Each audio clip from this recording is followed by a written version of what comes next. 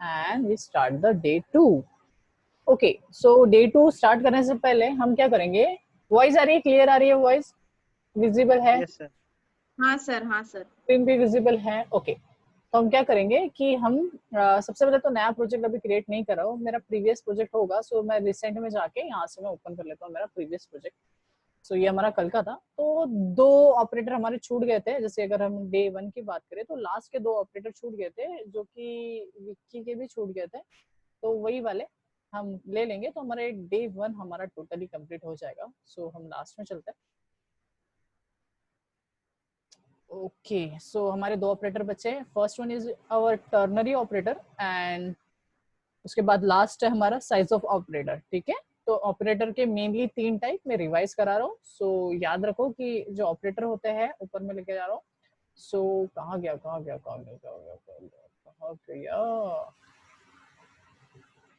And this.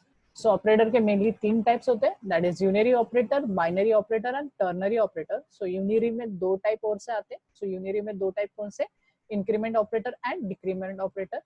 Increment and decrement, इनमें भी individually 2 operators आते हैं, pre increment and post increment. Same चीज डिक्रीमेंट में भी 2 चीजें आती है, pre decrement and post decrement. Okay, ये हमने देखा था। देन उसके बाद बाइनरी, बाइनरी में भी सब टाइप्स होते हैं। तो बाइनरी के सब टाइप्स बेसिक वाले जो होते हैं that is called as arithmetic operator.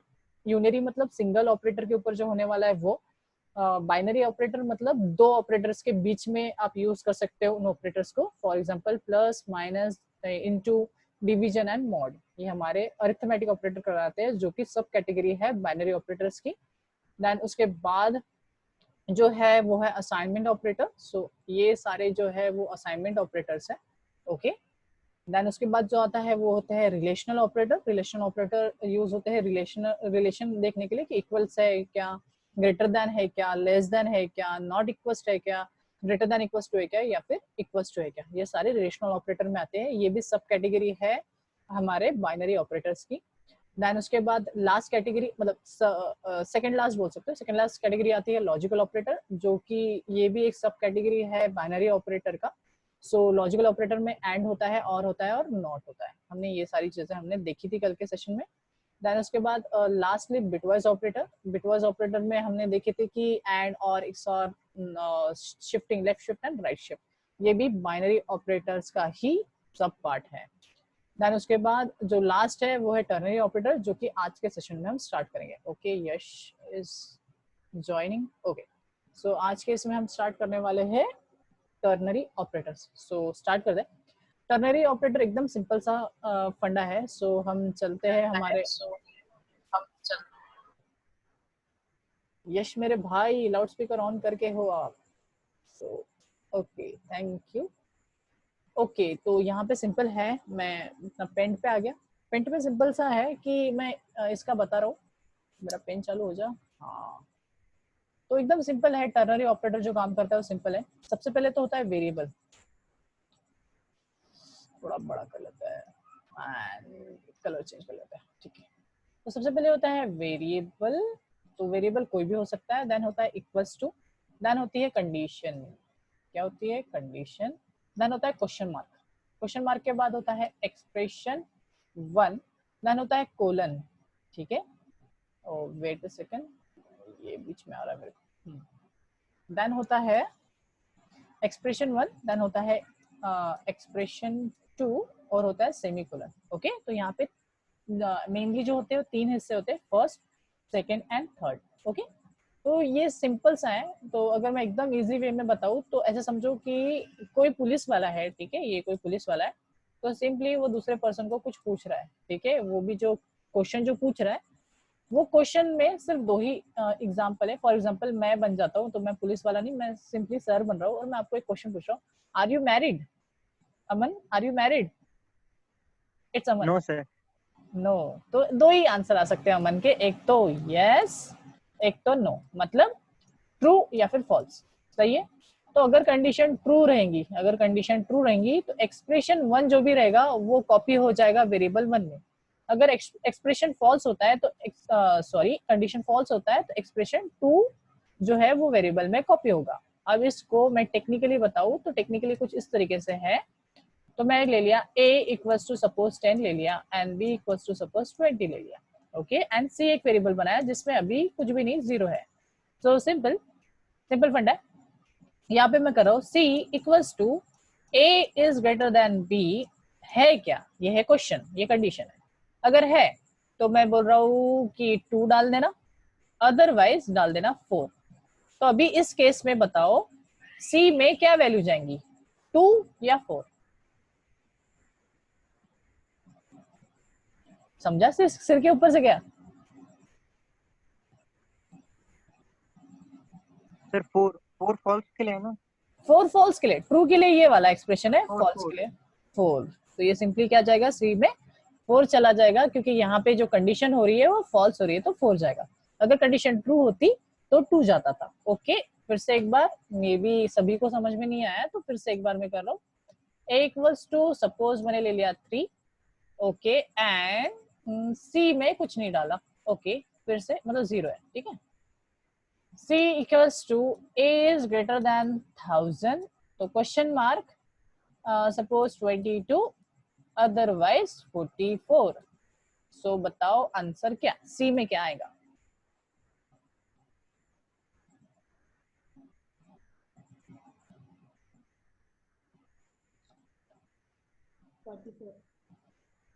Hello,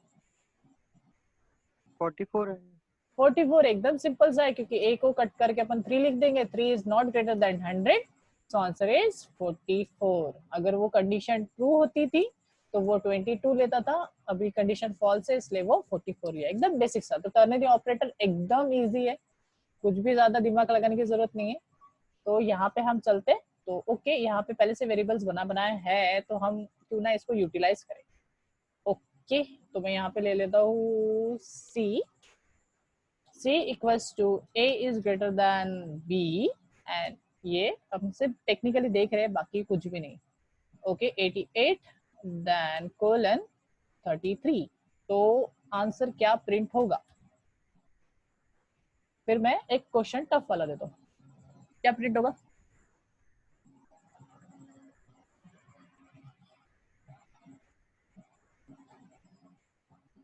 hello,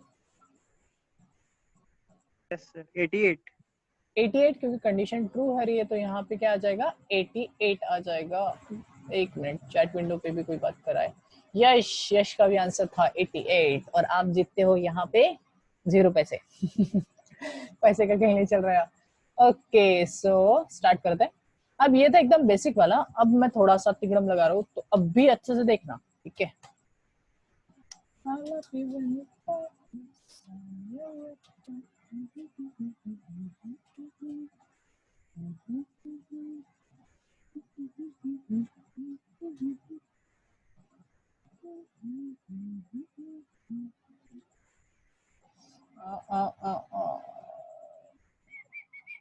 ये था, फिर no no no no no 9 और colon 1।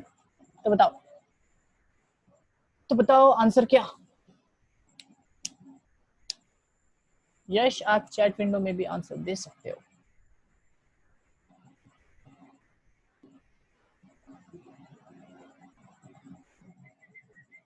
Answer, guess the answer, आराम से आंसर कर दो।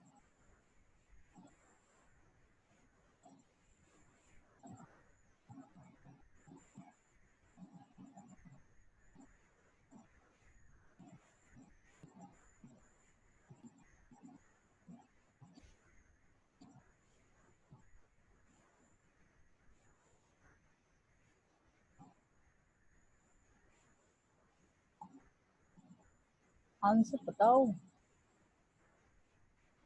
यश सर का आंसर आ गया है, तो हम थोड़ा वेट करेंगे, बाकियों के आंसर के लिए हम वेट करेंगे।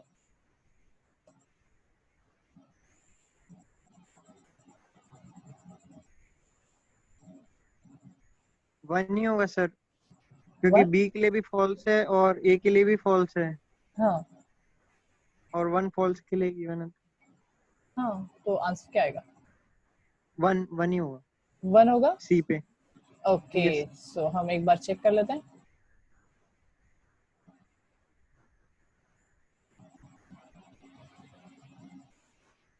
एंड सी, आप दोनों करेक्ट हो, आंसर 1 है।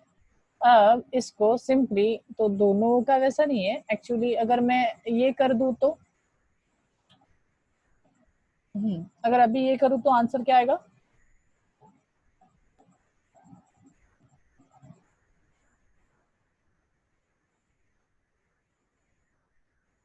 आंसर फिर से मैंने थोड़ा चेंज किया।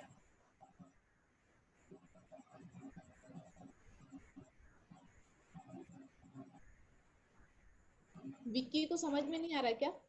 विक्की आंसर नहीं कर रहा। करेगा करेगा, रुक जाओ। सर 1 ही रहेगा शायद आंसर। 1 ही रहेगा क्योंकि यहाँ पे अभी भी वो स्टिल क्या बोलते हैं, सेटिस्फाइड नहीं हो रहा है अभी। अब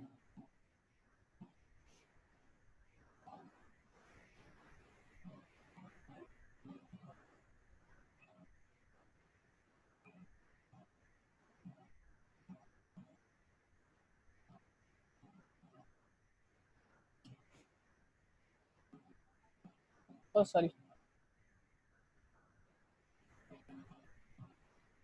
जश का आंसर आ गया।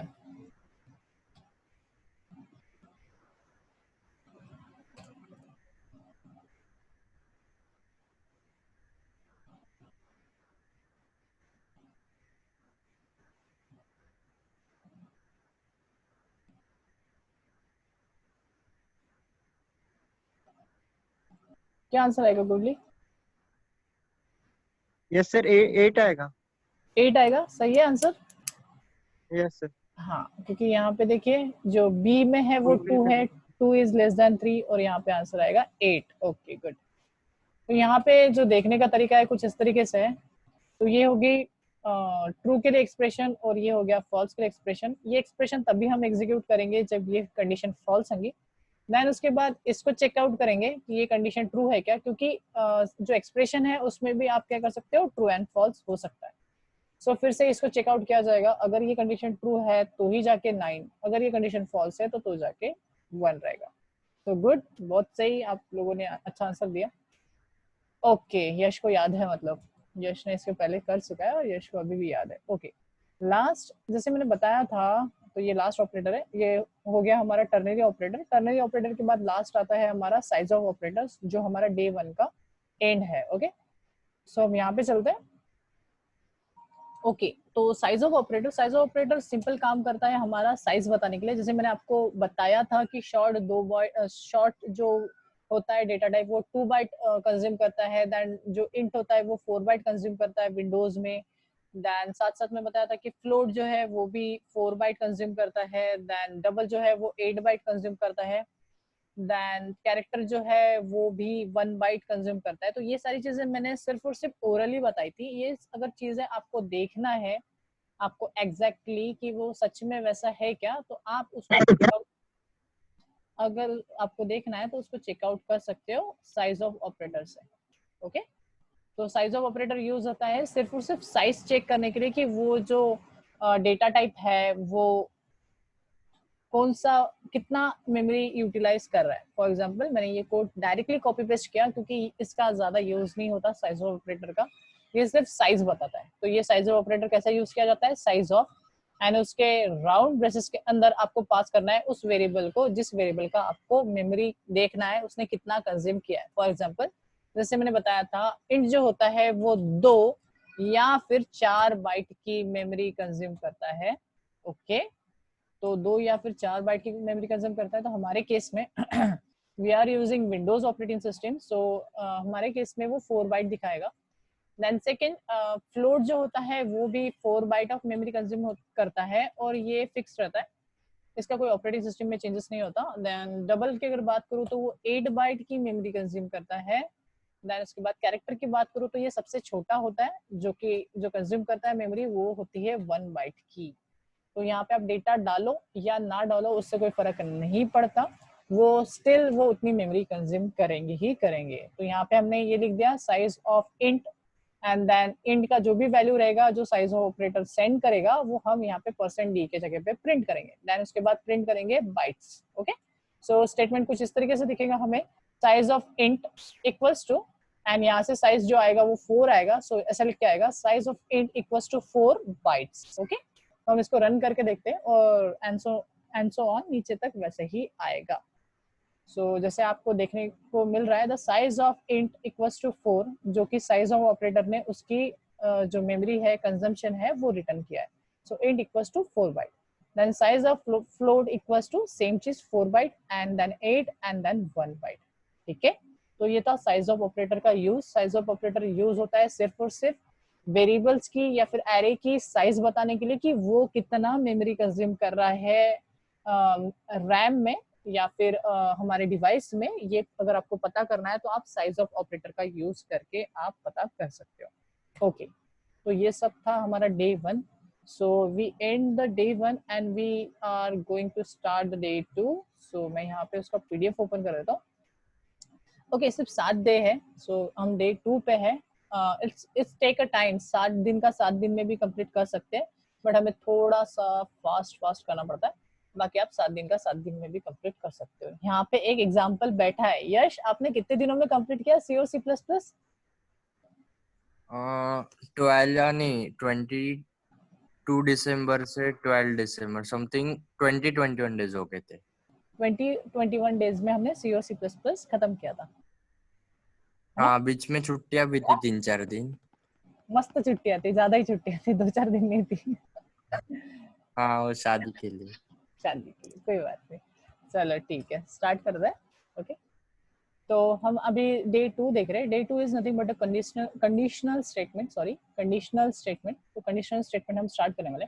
तो कंडीशनल स्टेटमेंट कुछ पता है, कॉलेज में हुआ है तो आप बता सकते हो। What is conditional statement? Aman, Vicky, Yash नहीं, यश शांत बैठेगा। अमन, विकी, क्या होता है कंडीशनल स्टेटमेंट? कुछ पता है क्या?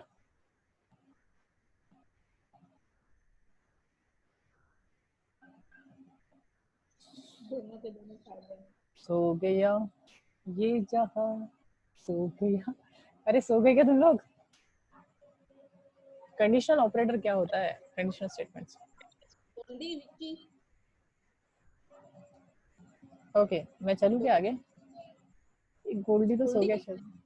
Okay, hello. हाँ ओके, विकी सॉरी कहाँ सर, से आ गया? यहाँ थोड़ा मौसम बिगड़, थोड़ा नेट आपका मतलब वीडियो ऑडियो आगे पीछे हो के आ रहा है वीडियो फोन ऑडियो से। आगे हो रहा है। ओके, आप चैट कर सकते हो अगर आपको ऑडियो में प्रॉब्लम है तो। जैसे विकी कर रहा है, ठीक है, विकी चैट यूज कर रहा है तो आप भी चैट यूज कर सकते हो, ठीक है। ओके, तो हम स्टार्ट करते हैं। तो कंडीशनल ऑपरेटर जैसे नहीं पता, विकी ने बोल दिया, तो हम डायरेक्टली स्टार्ट करते हैं कंडीशनल ऑपरेटर में। तो कंडीशनल ऑपरेटर हम जो होते हैं वो यूज होते हैं लॉजिक के लिए, क्योंकि अभी तक प्रोग्राम जो कर रहा है, प्रोग्राम सीधा सीधा काम कर रहा है। मतलब अगर मैं यहाँ पे कुछ स्टेटमेंट लिख रहा हूँ तो वो टॉप टू बॉटम क्या कर देता है कि वो सीधा सीधा टॉप टू बॉटम प्रिंट कर देता है। वो कुछ भी, मतलब आधे स्टेटमेंट एग्जीक्यूट करो, आधे स्टेटमेंट एग्जीक्यूट ना करो, ऐसा कुछ भी नहीं होता। अगर मैं बोलूँ कि यार यहाँ से इतना ही एग्जीक्यूट कर, बाकी के नीचे के 2 स्टेटमेंट एग्जीक्यूट मत कर, या फिर करना पर जब मेरी कंडीशन रहेंगी तब, तो ये ऐसा अभी फिलहाल के सिनारियो में नहीं हो रहा है। मतलब यहाँ पे टोटली टॉप टू बॉटम जो कोड है वो एग्जीक्यूट हो जाता है, पर मुझे वैसा नहीं चाहिए। मुझे चाहिए कि सर्टन कोड किसी कंडीशन पे हो और कोई जो अलग कोड है वो किसी अलग कंडीशन पे एग्जीक्यूट हो। फॉर एग्जाम्पल, हमने घर पे, हाँ सही है विकी, इफ एल्स, ठीक है, तो हम वही वाले पढ़ रहे हैं, that is called as conditional, ठीक है, कंडीशनल स्टेटमेंट। फॉर एग्जाम्पल, हमारा ऐसा है कि एक बेबी है, बेबी अगर भूखा है तो उसको खाना खिलाना है, अगर बेबी का पेट भर गया तो उसको खाना नहीं खिलाना है। तो that is nothing but a condition. अगर बेबी का पेट, मतलब बेबी हंग्री है, भूखा है, तो हम उसको खिलाएंगे, अदरवाइज उसको नहीं खिलाएंगे। तो यही सेम चीज को बोला जाता है कंडीशन। कंडीशन होना मतलब हमारा प्रोग्राम अभी सोचे कि यार पूरा कोड कब एग्जीक्यूट करना है, आधा कोड कब एग्जीक्यूट करना है और बाकी का कोड कब एग्जीक्यूट करना है। तो सिंपली इस चीज को बोला जाता है कंडीशनल स्टेटमेंट। तो कंडीशनल स्टेटमेंट कितनी होती है हम देख लेते हैं। तो सबसे पहले जो आता है, जैसे विकी ने बताया, if else. So first one is if, जो सबसे पहला होता है वो होता है इफ। सेकंड जो होता है वो होता है इफ एल्स। थर्ड जो होता है वो होता है, it's called as nested if else, ठीक है, नेस्टेड इफ एंड एल्स। हम ये सारे देखने वाले हैं, बस मैं बता रहा हूँ टाइप। फोर्थ होता है लैडर, लैडर बोला जाता है, that is ladder if else. And fifth one is your switch case. So fifth one is your switch and case. ठीक है, तो ये है टोटली 5 कंडीशनल स्टेटमेंट. ओके, मेरा वर्ड्स फिसल रहे हैं. सो 5 होते हैं conditional statement. First is if, second is if else, उसके बाद होता है nested if else, then ladder, then fifth one is your switch case. Okay, good. तो हम सबसे पहला वाला देखेंगे, that is nothing but if.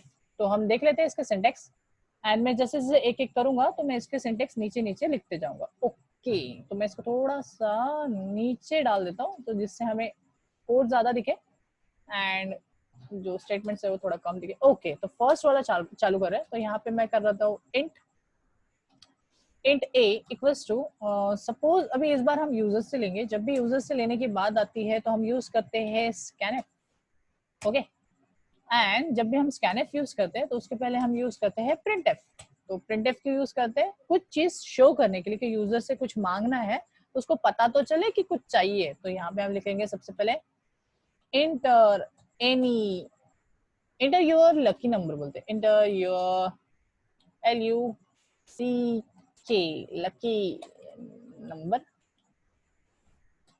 Okay, so यहाँ पे सिंपल सा है, इंटर योर लकी नंबर. अब ये लकी है या नहीं है वो हम बताएंगे उसको. ठीक है, तो यहाँ पे यूजर से लेना है वैल्यू. अब यूजर इंटीजर में वैल्यू डालने वाला है, इसलिए मैं यहाँ पे यूज करूंगा %d. एक वैल्यू ले रहे हैं इसलिए हम सिर्फ और सिर्फ %d यूज करेंगे. देन कॉमा करके एंड ऑफ a. ये बेसिक वाला फंडा हमने day 1 में देखा था. ठीक है, ओके, तो हमने यूजर से एक वैल्यू ली जिसको हमने a में रख दिया है. ओके, सेकेंड हम चलते हैं इफ. यहाँ पे मैं लगा रहा हूँ condition if a is greater then 22. अगर a की वैल्यू जो है 22 से अगर बड़ी है तो हम लिखेंगे, हम कुछ स्टेटमेंट दे देंगे. ओके, यहाँ पे स्टेटमेंट दे देता हूँ, yes you are lucky and you win 10,000. अब बोलने को क्या जा रहा है ना, देना किसको. तो हमने लिख दिया कि you are lucky and you win हो गया, यू विन 10,000. तो 10,000 वो जीत गया, ऐसा हमने उसको स्टेटमेंट दिया. ओके, देन उसके बाद रेस्ट ऑफ द कोड. अब यहाँ पे जो प्रिंटफ लिख रहा हूँ, ये जो प्रिंटफ स्टेटमेंट लिख रहा हूँ ये हमारा इफ कंडीशन के बाहर है, मतलब जो इस इफ स्टेटमेंट है उसके बाहर है. तो ये एक स्वतंत्र कोड बोल सकते हैं. स्वतंत्र मतलब इसका कोई लेना देना नहीं है इफ के साथ. ओके, सो यहाँ पे मैं बोल रहा हूँ रेस्ट ऑफ कोड. तो ये इसका कोई लेना देना नहीं, ये कोड डिपेंडेंट नहीं है इफ के स्टेटमेंट से. सो रेस्ट ऑफ कोड करके लिख लेता. ओके, तो इसको ऊपर के कंडीशन से कोई लेना देना नहीं होगा. तो यहाँ पे मैं कर रहा हूँ कंपाइल एंड मैं कर रहा हूँ रन. तो मैं बिल्ड एंड रन का ऑप्शन यूज करता हूँ यहाँ पे, और वो पूछ रहा है enter your lucky number. So I put suppose 23. तो उसने बोल दिया yes you are lucky and you win 10,000 and rest of the code. हाँ, हमने न्यू लाइन नहीं डाली थी इसलिए वो उसके साथ चिपक के आ गया. सो चिपक नहीं चाहिए तो हम न्यू लाइन अप्लाई करेंगे, और मैं यहाँ पे भी न्यू लाइन यूज करता हूँ. और जो यूजर का जो नंबर ले रहे हैं वो भी नीचे की लाइन में लेना चाहिए, तो मैं हर जगह पे न्यू लाइन अप्लाई कर दिया.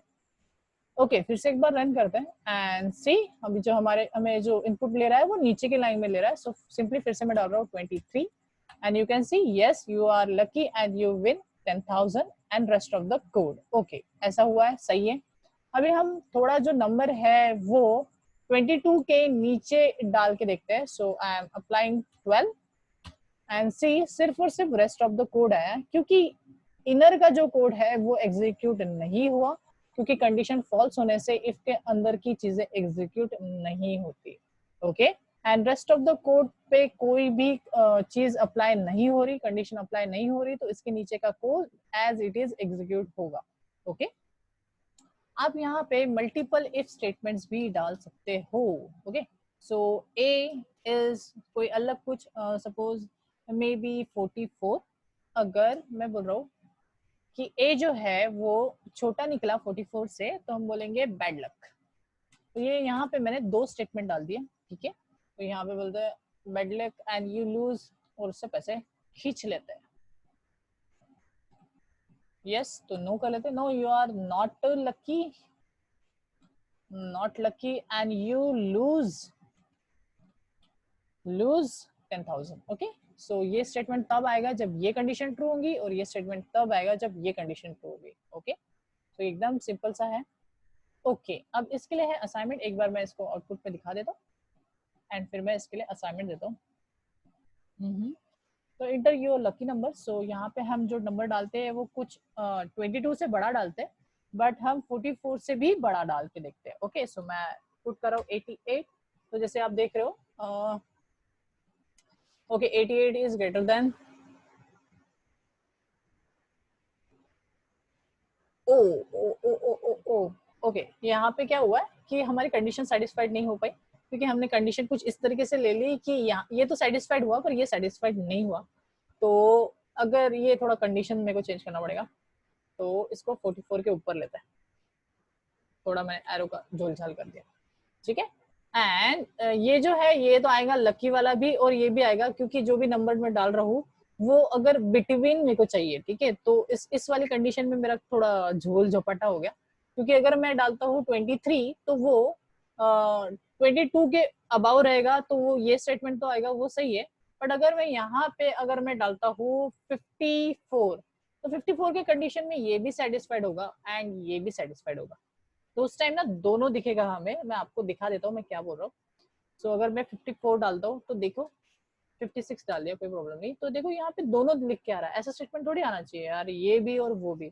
तो हमें ऐसा कुछ चाहिए कि यार उसके नीचे में ही होना चाहिए। तो मैं यहाँ पे थोड़ा स्टेटमेंट चेंज करो कि ए अगर 22 के नीचे है तो ये स्टेटमेंट, ठीक है। 22 के अगर नीचे कोई भी नंबर डालेगा तो ये स्टेटमेंट, अदरवाइज 22 के ऊपर डालता है तो ये स्टेटमेंट, ठीक है।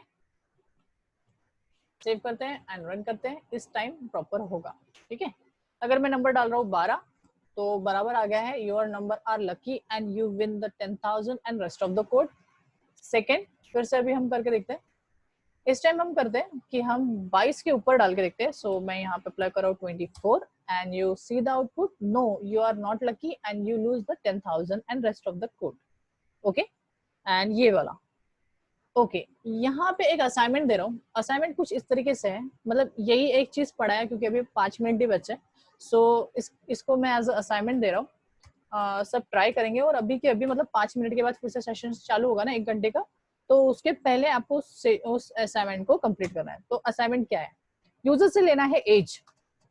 यूजर से क्या इनपुट में लेना है, एज। तो यूजर अपनी एज डालेगा। तो यहाँ पे मैं दिखा देता हूँ, आउटपुट कुछ इस तरीके से रहेगा, inter your age and user अपना एज डालेगा। सपोज जैसे मेरा है 29, तो मैंने अप्लाई कर दिया 29।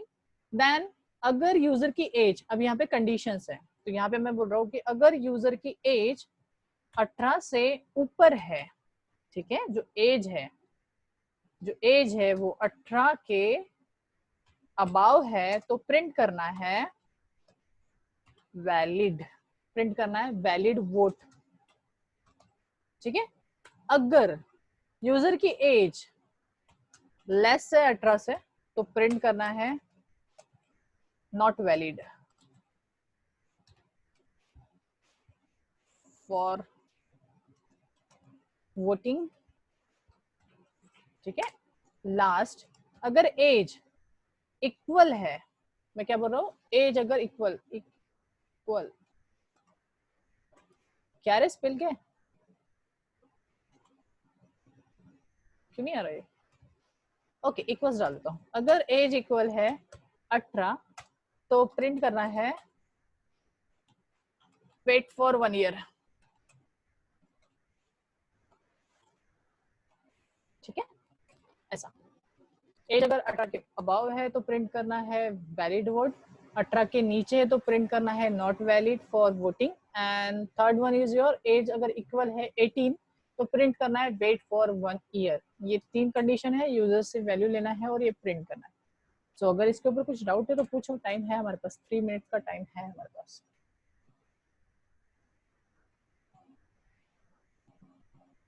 एनीवन हैव डाउट, आप चैट में भी पूछ सकते हो। सो आई एम वेटिंग। सिंपल है, इफ का यूज करके, इफ एल्स अभी तक मैंने पढ़ाया नहीं हो तो आप एल्स यूज नहीं करना। सिर्फ इफ का यूज करते हुए हमें ये क्वेश्चन को अटेम्प्ट करना है। एक बेसिक सा ब्रेक असाइनमेंट समझ लो।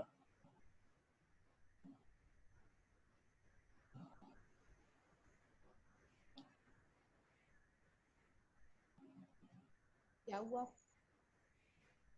मतलब 2 मिनट का टाइम है, सो इनके पास अभी असाइनमेंट के लिए मैंने दे दिया। हाँ नहीं, ये लोग एकदम साइलेंट हो जाते ना। कोई बात yes, no no doubt Vicky और सर। गोल्डी उसका नेटवर्क इशू है। कर लगता है। हाँ विक्की गोल्डी एक दूसरे के साथ चैट कर रहे होंगे, पूछ रहे होंगे भैया क्या करूँ। विक्की बोल रहा होगा गोल्डी क्या करूँ। नहीं रे, वो उसका नेटवर्क अच्छा नहीं है, अमन ने बता दिया ना, नेटवर्क अच्छा नहीं है उसका।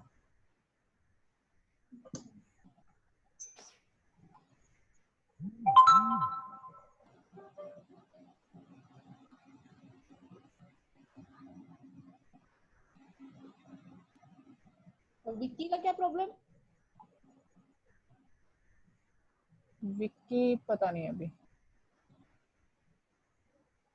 तभी तो किया था उन्होंने मैसेज। कोई बात नहीं, 2 मिनट का टाइम है, तो उनको सोचने दो। एंड ब्रेक के बाद इस असाइनमेंट को सॉल्व करेंगे, एंड तब तक वो लोग सॉल्व करेंगे, ट्राई करेंगे।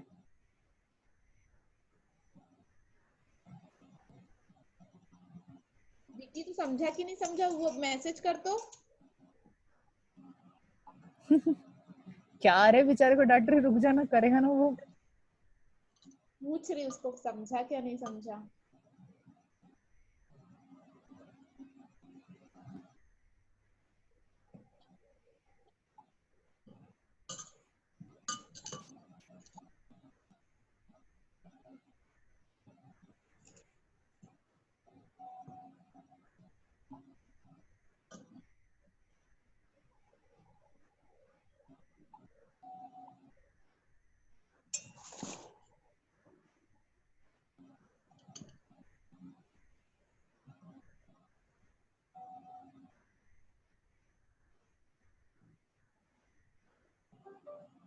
थोड़ा जो एग्जाम्पल किया था उसको डिस्प्ले करो। ओके सॉरी, एंड ये थोड़ा जूम करता हूँ तो पूरा कोड दिखेगा। हाँ, इसी के बेस पे एग्जाम्पल है, सो